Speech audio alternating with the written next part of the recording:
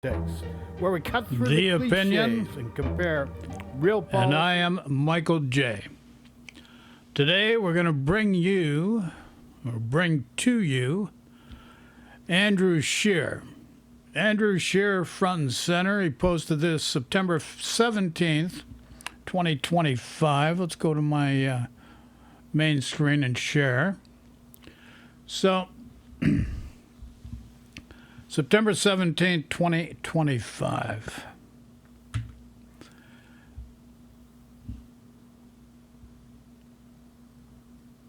Now what do Russia... Whoa, what's he done here?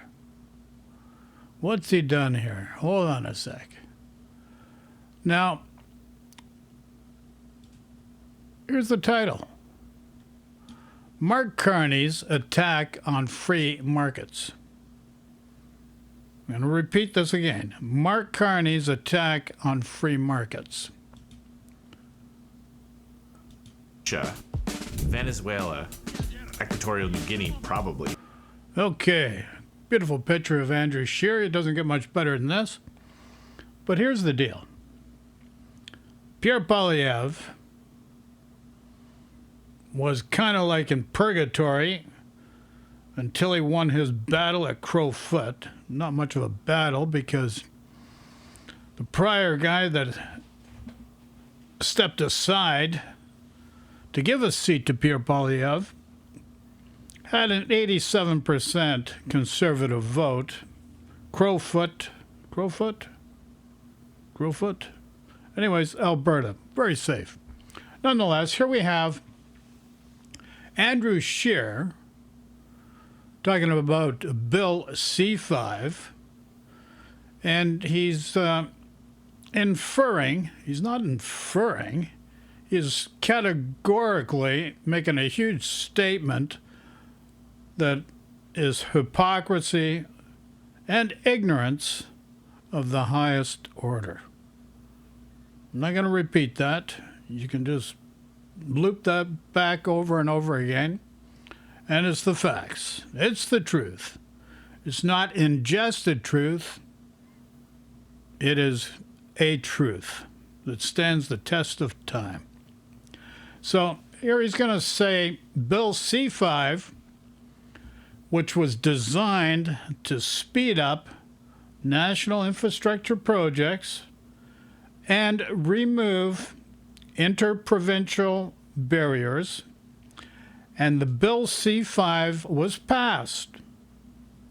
Minority government. The only way it could be passed was with Conservative Party support under Andrew Scheer. And at the time, the Conservative Party praised his potential for economic growth and nation building. Now, fast forward to today, Andrew Scheer and Pierre Poilievre's Conservatives criticized Bill C-5 as a liberal power grab. In a recent video, this is the recent video, September 17, they compared Prime Minister Mark Carney's use of the law to the autocratic tactics of Vladimir Putin and Nicolas Maduro of Venezuela, Russia and Venezuela. A stark shift in tone, wouldn't you say? And was it warranted? You're got to be the judge of that. I can't help you if you can't figure that out, but try and figure it out. Watch from the beginning. What do Russia, Venezuela, Equatorial Guinea, probably, and Canada all have in common? Well, each one of these countries have robust approvals processes for big projects, things like natural resources or energy. For example, in Russia, just like Canada, there is an energy regulator. There is an approvals board for big energy projects, and a project proponent has to satisfy certain criteria. Venezuela has incredibly restrictive rules and processes to get energy sources developed.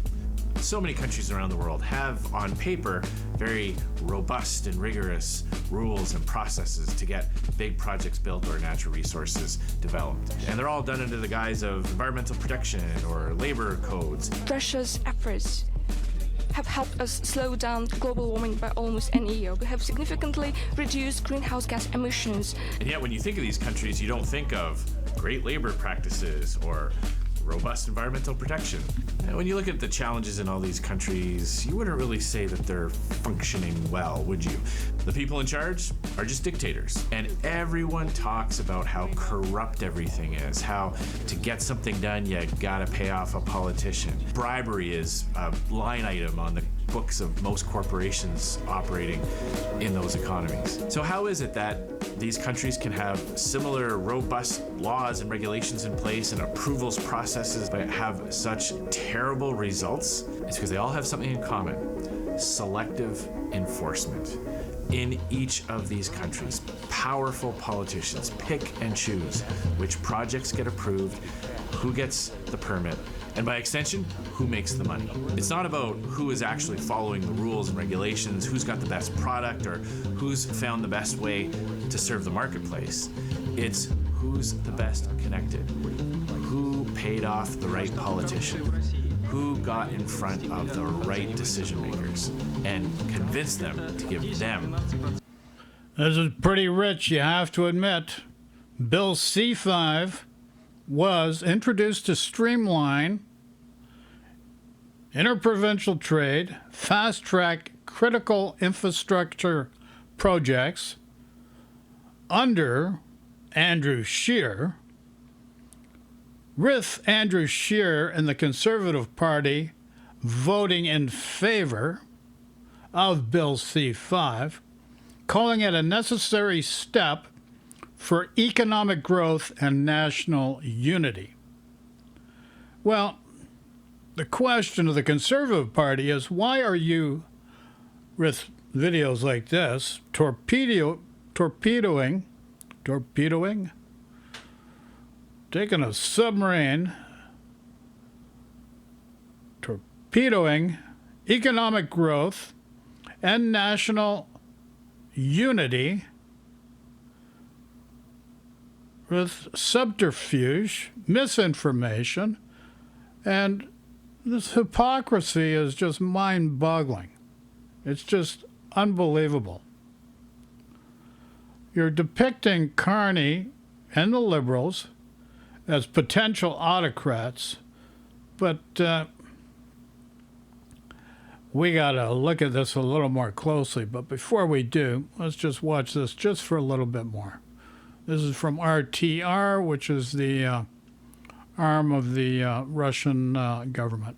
The green light. And thanks to Mark Carney, that selective enforcement is now actually enshrined in law in Canada. With one piece of legislation, Mark Carney has now given himself the same power that dictators the world over have used to make themselves more rich and... Let's be clear. Bill C-5, Mark Carney did not do this. You helped Mark Carney cross the line because we have a shared interest to create new economic growth because of the autocrat called MAGA South in the United States, tariffing everybody in the world, notwithstanding disrupting a $1 trillion trade negotiated deal between Canada, Mexico, and the USA, worth trillions of dollars, for the Trumpster, Donald J. Trump, President of the United States, for his wanton desire to do trade with Russia that only does $3.5 billion of trade with the United States. That's it. That's all they do, $3.5 trillion. As a matter of fact, just within the past month or so, Trump got 500,000 eggs. We're talking eggs that you eat for breakfast. Get egg smart. Had them brought in from Russia to the United States because of an avian flu issue in the United States. Didn't come to Canada. You know, we're close by. Because of our smart management of dairy, we don't have that avian flu issue to the degree the United States do. So, depicting Mark Carney and the Liberals as potential autocrats, comparing to potential, invoking comparisons to leaders like Vladimir Putin and Nicolas Maduro of Venezuela, to portray Bill C-5 as a liberal weapon for authoritarian rule is mind-boggling. How, you know, it's unbelievable that you, Mr. Scheer, can sit there and look at the general public and state this unequivocally, without compunction whatsoever. Meanwhile, Mr. Polyev, during April in the Prime Minister's debates, declared he would invoke the non-withstanding clause. Yes, Pierre Polyev said he would invoke the non-withstanding clause. Can you believe it? More powerful. To fully understand what Mark Carney has done, we have to go back to this guy. Remember him? We can't shut down the oil sands tomorrow. There we go. We're going to blame Trudeau for everything. Meanwhile, after Trudeau took over from the pending recession that was caused by the Conservative government of Stephen Harper and Pierre Poilievre, let's call it the way it came. That's the way the chips fell. Right away, the Liberal government worked on the Trans-Canada Pipeline expansion at a huge cost of $30 billion. The reason Kinder never finished the project was because they knew the cost was going to be astronomical because of the route they had to take through the Rocky Mountains. And also the LNG terminal that was up and functioning within the past couple months going to Kitimat. So there's a lot of misinformation and disinformation being spread, and that is being done by the Conservative Party of Canada under the leadership of Pierre Poilievre. Lanceman, that's the deputy minister, and Andrew Scheer, that stood in as interim leader of the party while Pierre Poilievre was trying to get a seat after being rebuked,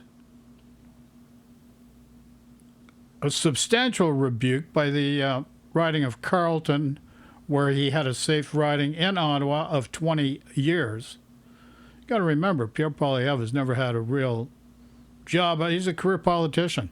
Nothing less, nothing more. But the thing is, in a democracy, consistency and integrity, can you believe it? Integrity do really matter.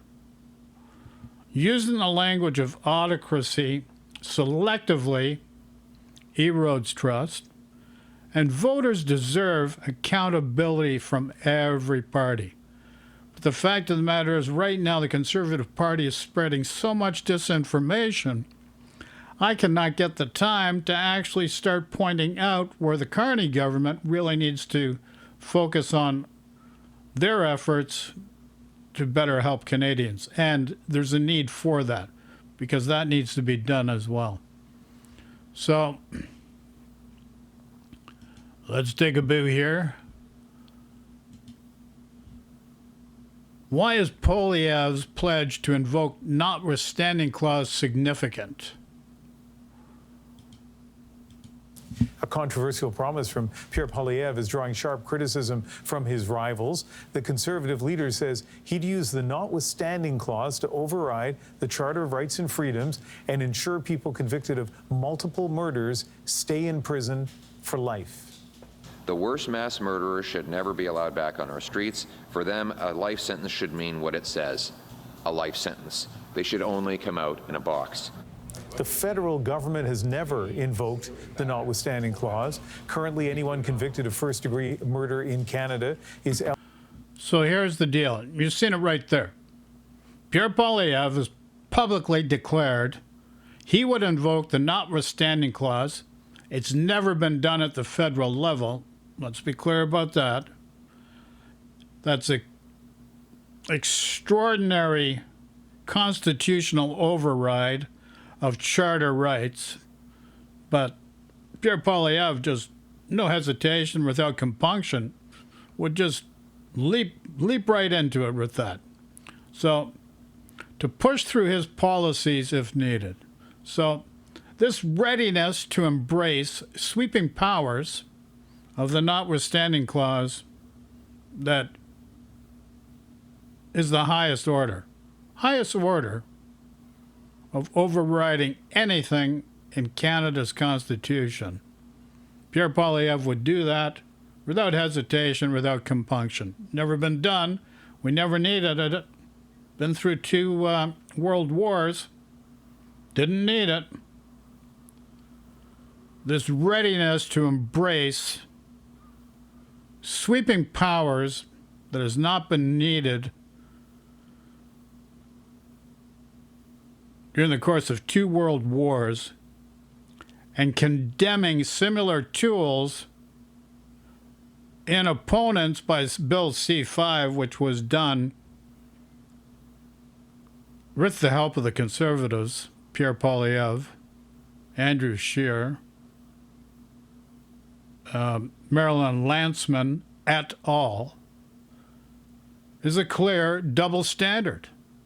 And there are other issues that should be brought into this video, but people can only focus on so much at a time. So we need unity. We need to get these projects and other projects through, not dumb-arse moves like Doug Ford trying to tunnel a new highway through by the 401. Like, what a waste of time and money when there are other ways of doing it. But that's another conservative government that we really need to focus on as well.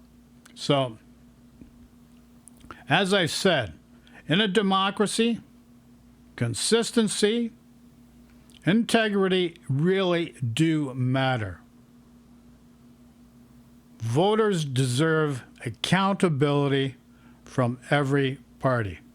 And it's really as simple as that. So sending love and peace to everyone. Questions, comments, throw in the comments section. Everybody take care. Talk to you all soon. Ciao for now.